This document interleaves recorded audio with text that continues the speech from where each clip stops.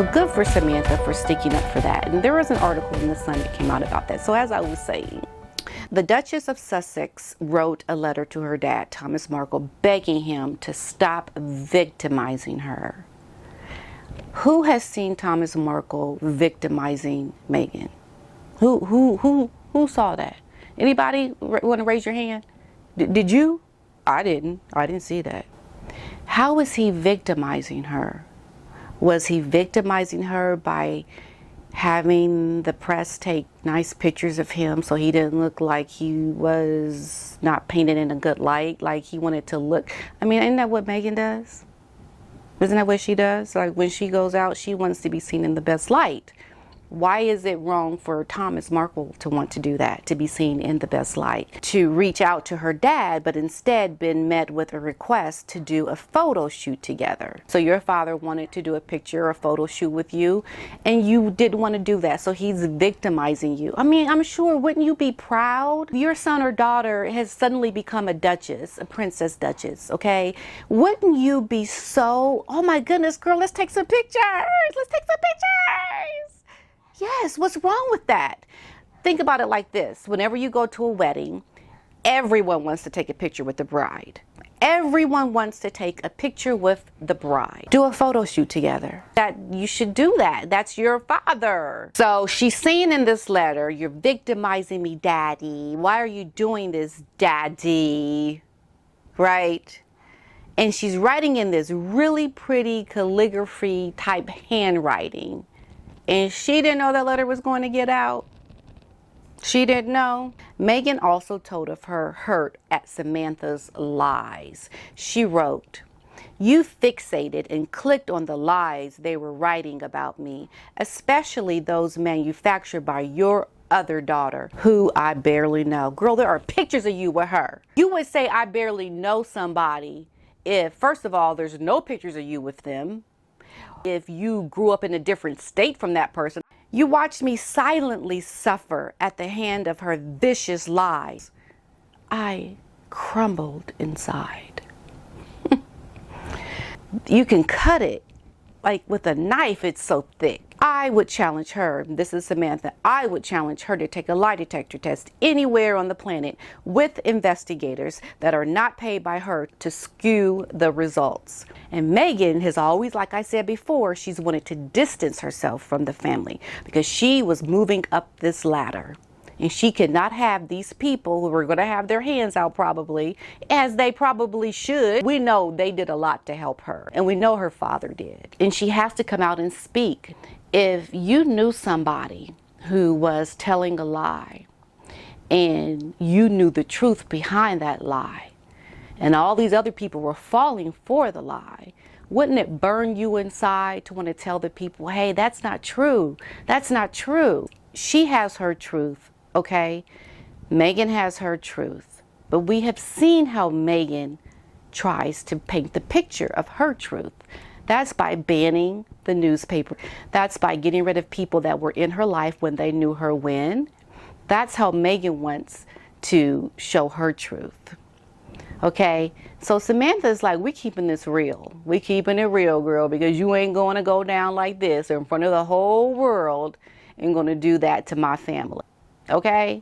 Thank goodness there's a Samantha is what I say.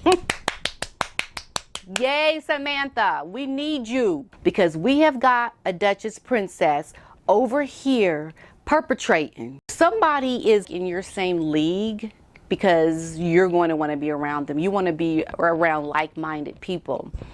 So from MM's standpoint, she is no longer in her league. Samantha, Doria's family, like all these other people, they are no longer in her league. She's in a different league now, right?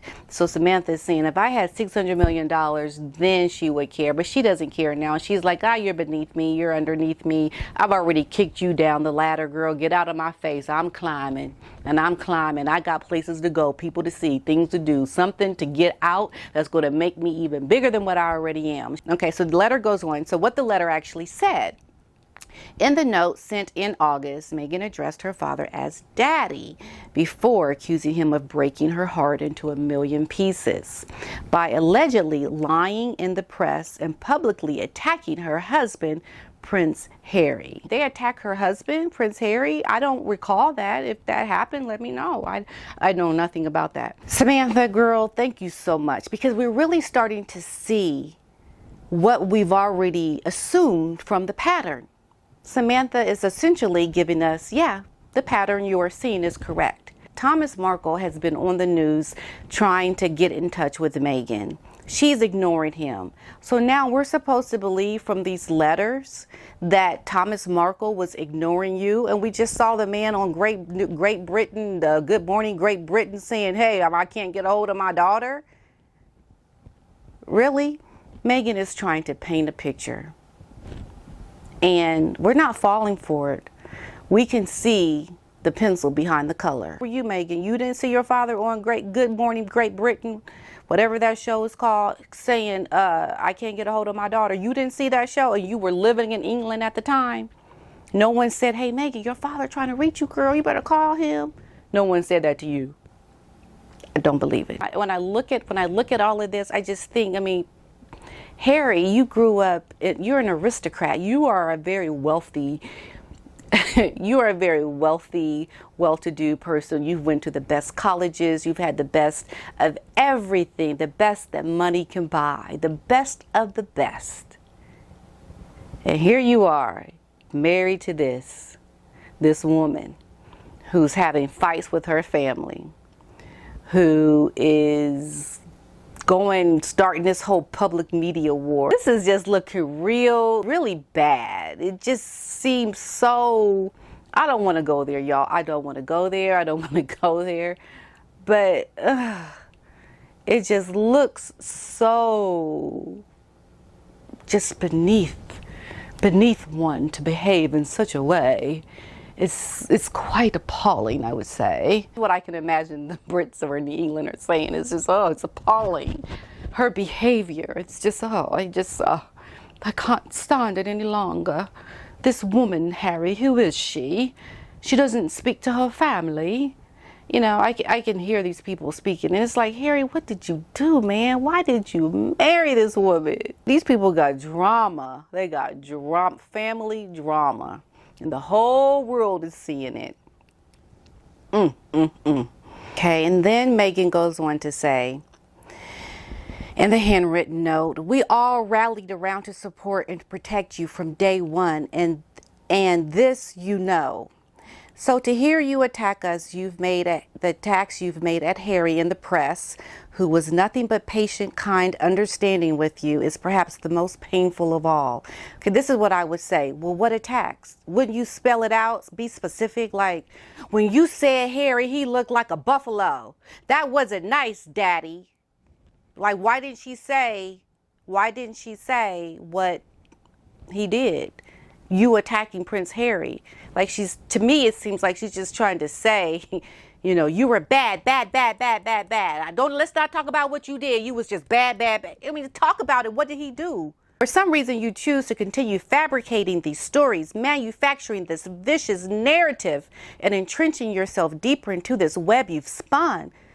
Once again, attacks, fabricating stories. What the man done? What did he do? Like, I want to know, what did this Thomas Markle, who looked like a big old fluffy bear, looks like a soft teddy bear and talks very mild and soft-spoken, what did this man do that was so vicious and manufactured? And, like, how did he entrench you into this, or entrench himself into this web of, like, this man is that conniving, this Thomas Markle you talking about? This man we know to be on the camera looking for you, like, where's my daughter, can she call me? Like, that man you talking about in this letter, it doesn't seem like him to me. The only thing that helps me sleep at night is the faith in knowing that a lie can't live forever. Yourself deeper into this web you've spun. Thomas is not spinning no web, that I know. I can look at that man and see he ain't spinning no web, Meghan. Now I can look at you, Meghan, and see that you could spin a web. And I'm not trying to be mean, but you are much savvier, Meghan. You are sharp. You know what you're doing. Thomas Markle, on the other hand, he don't seem that savvy sharp to me. He ain't spinning a web. It was this week's claim that Samantha Markle will rake in $100,000 through media appearances because of the royal baby. Now, let me just explain something to you folks who are out there talking about Samantha Markle making $100,000. Good for her.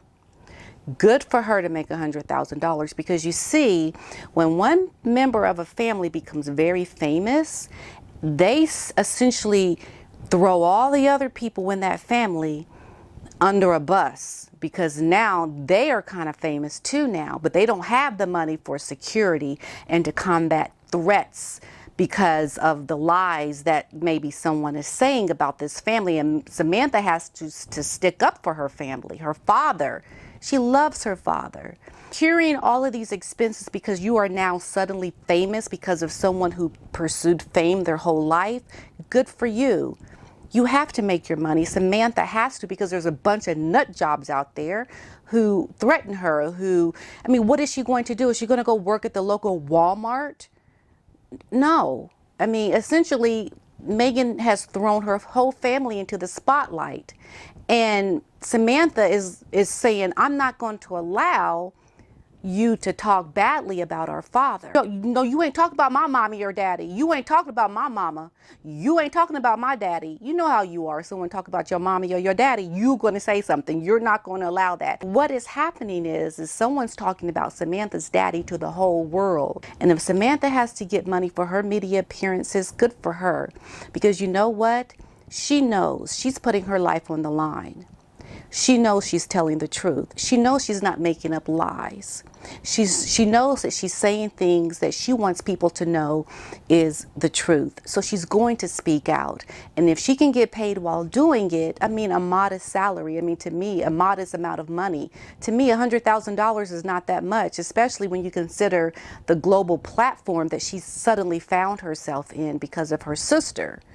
You know, so Meghan could have prevented all of this by, you know, being the sister who was going to be there for her family, who helped her, and to show a love and kindness to them, to, hey, come with me on this journey. I married a prince. I married a wonderful man.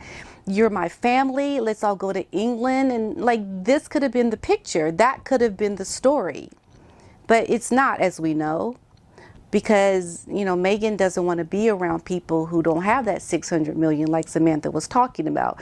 Meghan wants to be around the people who are more like at her level now. And she knows her family is no longer on that level. So we're really essentially, we're just kind of keeping it real. We're having a discussion. We're talking about this because this is what it is. This is what it looks like. This whole fight that Meghan has with her family right now has come down to this letter that Meghan was talking about that happened last year. And, you know, good for you, Samantha, for speaking up for your father. I know if I had the same situation in my life, I would speak up publicly about it. I would do what you're doing, because people don't see the back end of your fight and your struggle. They don't see all the expenses and things that you've incurred because your sister is now famous. And it's just a big craziness. But the power to control everything, like I said in my last video, the power that Meghan has right now to make all this go away, she has the power to make it all go away. Meghan has the power to essentially draw the line in the sand and not keep going on with, you know, this fight she has with the newspapers.